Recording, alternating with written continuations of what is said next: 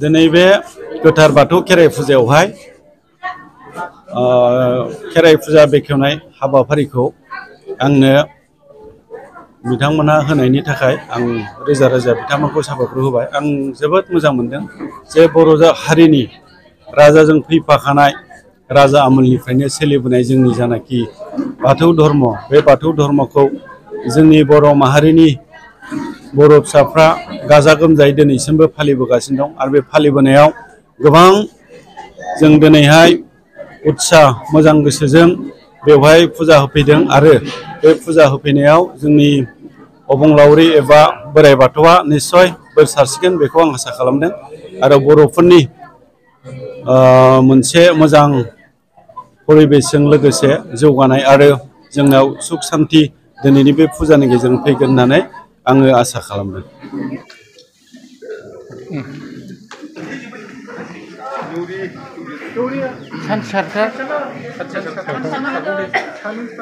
नङाब्रा नों सारजायो।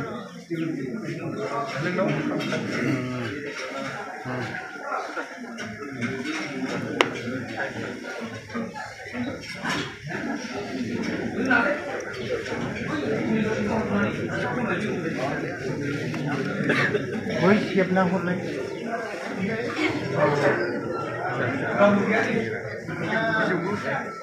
बिजौखौल'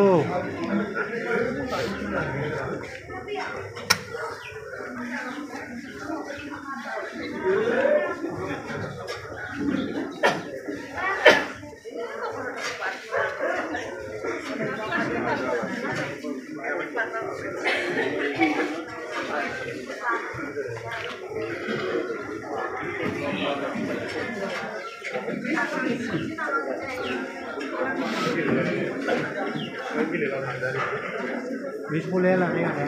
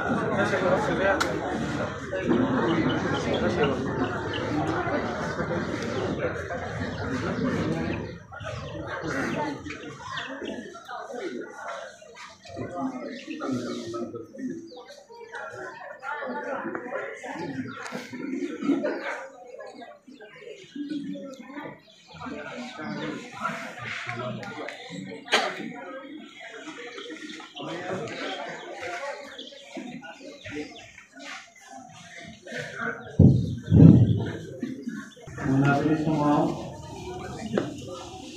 खेराइ फुजा फैनो लानाय हाबाफारिखौ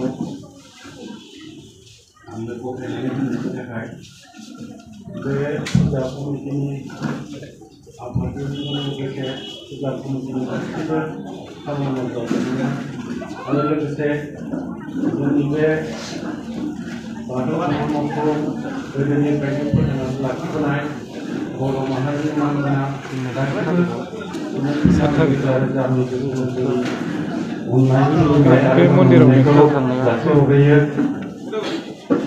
दिनैनि बे दिना बेसेबांबा गोथार, बेसेबांबा रंजाथाव आरो बेसेबांबा मोजां मोनथाव।